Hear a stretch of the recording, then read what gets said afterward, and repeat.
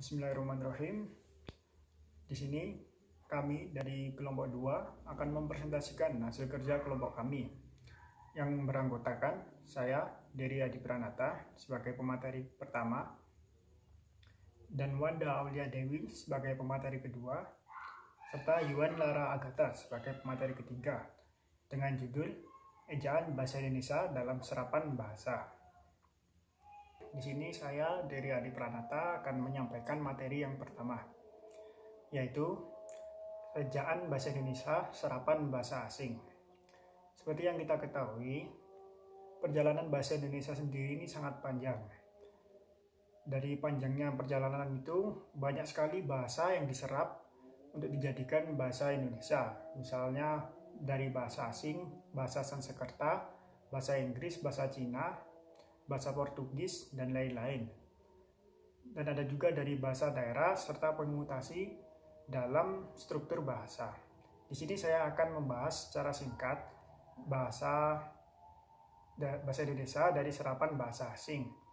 Ini kita akan membahas dari bahasa yang pertama, yaitu bahasa Sanskerta.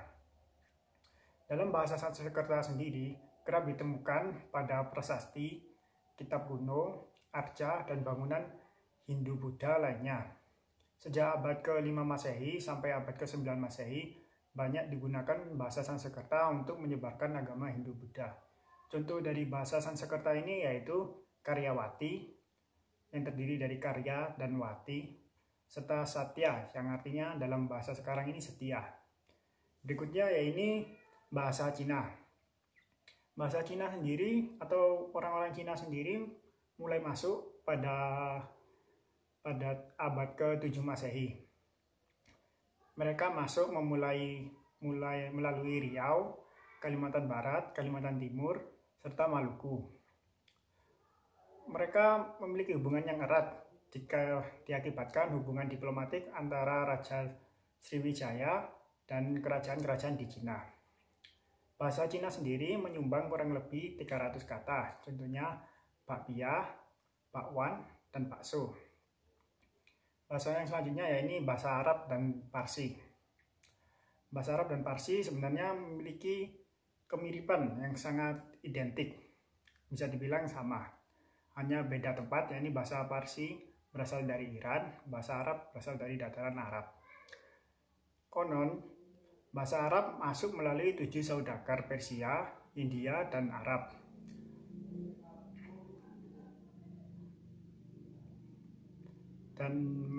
Dan dari bahasa Arab itu digabungkan melalui bahasa Melayu dan menjadilah bahasa Indonesia yang kini kita kenal. Sejak 12 Masehi, raja-raja di tanah Jawa mulai masuk agama Islam. Bahasa Arab kurang lebih menyumbangkan 2.200 kata yang terdaftar di KBBI. Contohnya to'at yang bisa kita sebut taat, terus sabar dari kata sabaru, dan jadwal. Bahasa selanjutnya yaitu bahasa Portugis. Portugis sendiri menduduki Malaka pada tahun 1511 Masehi. Pada abad ke-17 menjadi bahasa penghubung antar etnis selain bahasa Melayu. Dalam perdagangan di Asia, bahasa Portugis digunakan sebagai bahasa utama pada abad ke-16 dan 17 Masehi. Berikutnya ini ada bahasa Belanda. Bangsa Belanda sendiri menduduki Indonesia sangat lama sekali, yakni kurang lebih 300 tahun lebih.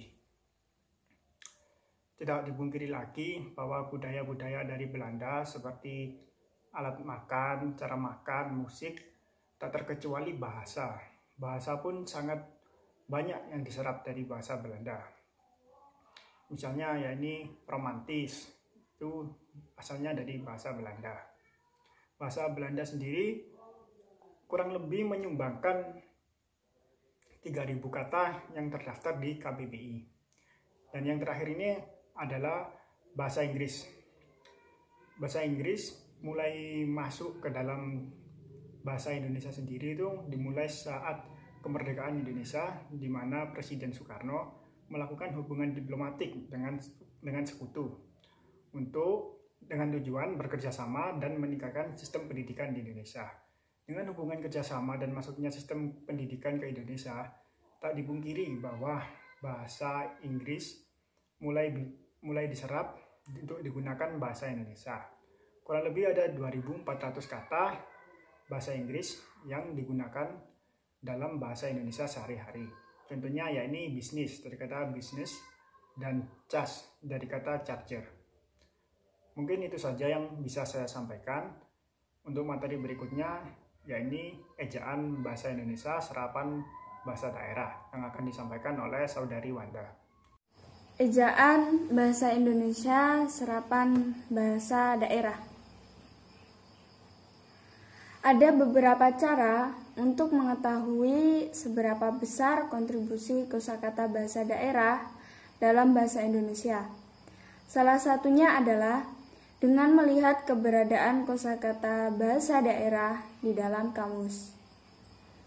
KBBI Pusat Bahasa edisi keempat tahun 2008 memuat kurang lebih 70 bahasa daerah yang telah dianggap sebagai warga bahasa Indonesia.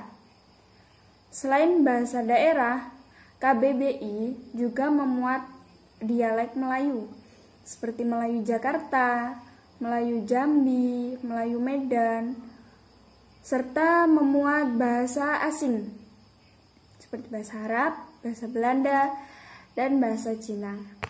Nah, lanjut ya.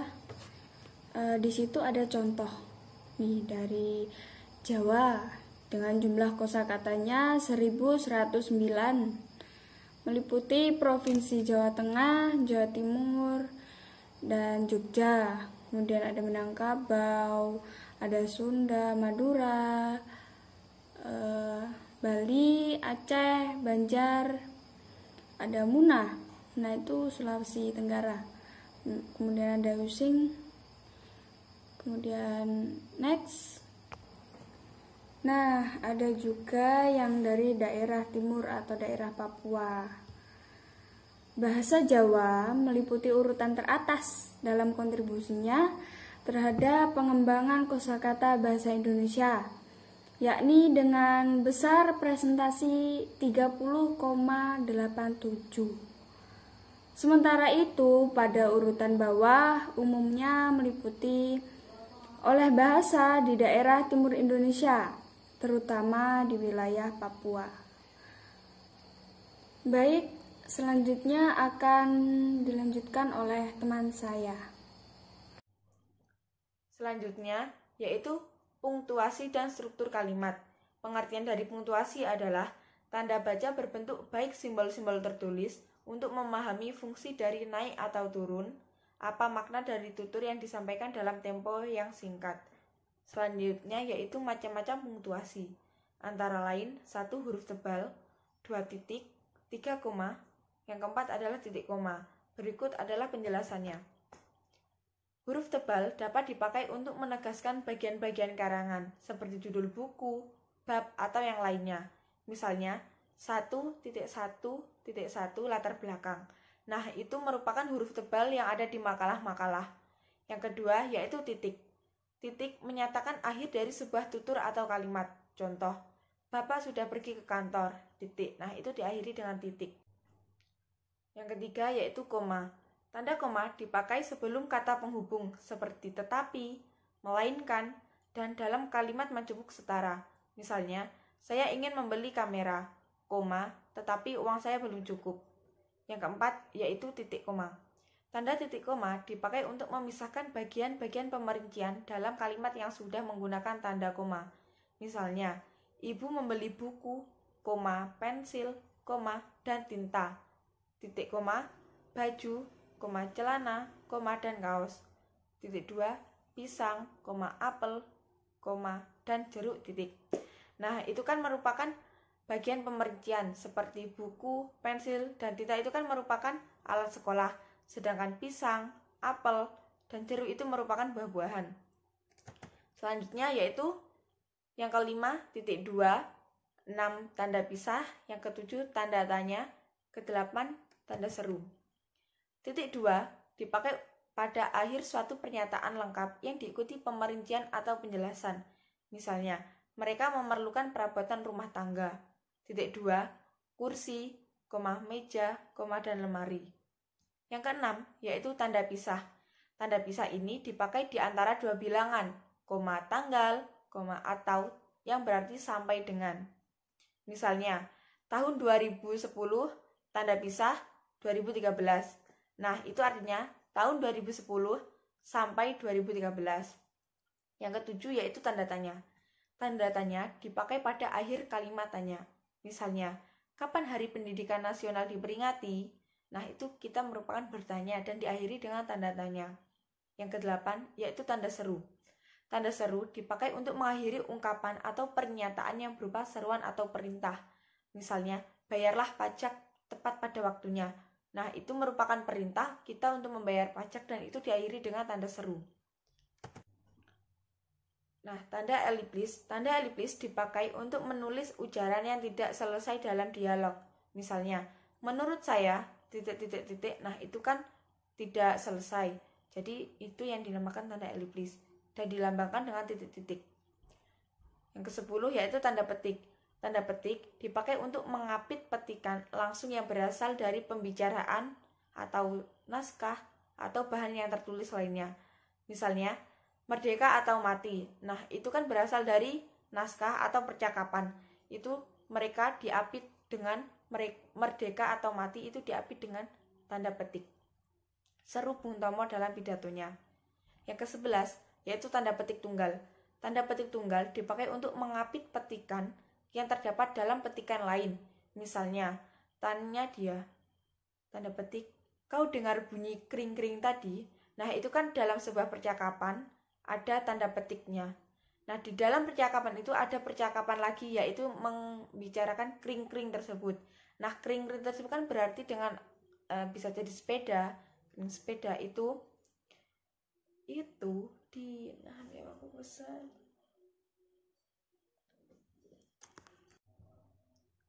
Nah, yang ke-9 yaitu tanda elipsis. Tanda elipsis biasanya itu dilambangkan dengan titik-titik, yaitu dipakai untuk menulis ujaran yang tidak selesai dalam dialog. Misalnya, menurut saya, titik-titik, nah itu kan tidak dilanjutkan, maka itu dinamakan tanda elipsis. Yang ke-10 yaitu tanda petik. Tanda petik dipakai untuk mengapit petikan langsung yang berasal dari pembicaraan, naskah, atau bahan yang lain. Misalnya, merdeka atau mati, seru Bung Tomo dalam pidatonya. Nah, itu merdeka atau mati. Itu kan Bung Tomo yang menyampaikan. Makanya, merdeka atau mati itu diawali dan ditutup dengan tanda petik. Yang ke-11 yaitu tanda petik tunggal. Tanda petik tunggal dipakai untuk mengapit petikan yang terdapat dalam petikan lain. Misalnya, tanya dia, kau dengar bunyi kring-kring tadi? Nah, kau dengar bunyi kring-kring tadi? Nah, kring-kring itu kan di dalam paragraf, di dalam dialog lagi kan. Nah, itu kring-kring itu ditandai dengan tanda petik tunggal. Yang ke-12 yaitu tanda kurung. Tanda kurung dipakai untuk mengapit tambahan keterangan atau penjelaskan. Misalnya, dia memperpanjang surat izin mengemudi dalam kurung SIM. Nah, SIM kan itu singkatannya dari surat izin mengemudi. Selanjutnya, yaitu yang ke-13, tanda kurung siku, 14 tanda garis miring, 15 penyingkat, dan yang terakhir adalah huruf kapital. Tanda kurung siku dipakai untuk mengapit huruf, kata atau kelompok kata sebagai koreksi atau tambahan atas kesalahan atau kekurangan di dalam naskah asli yang ditulis orang lain. Misalnya, ulang tahun proklamasi kemerdekaan. Nah, proklamasi kemerdekaan itu di tanda kurung siku, Republik Indonesia dirayakan secara khidmat. Yang ke-14 yaitu tanda garis miring. Tanda garis miring dipakai dalam nomor surat, nomor pada alamat, dan penandaan masa 1 tahun yang terbagi dalam 2 tahun takwim. Misalnya, nomor .2 7 garis miring PK garis miring Romawi 2 garis miring tahun yaitu 2013. Yang ke-15 yaitu penyingkat atau apstrof. Tanda penyingkat dipakai untuk menunjukkan penghilangan bagian kata atau bagian angka tahun dalam konteks tertentu. Misalnya, dia kan kusurati. Nah, tanda petik kan sebelum kan kusurati itu bermakna akan.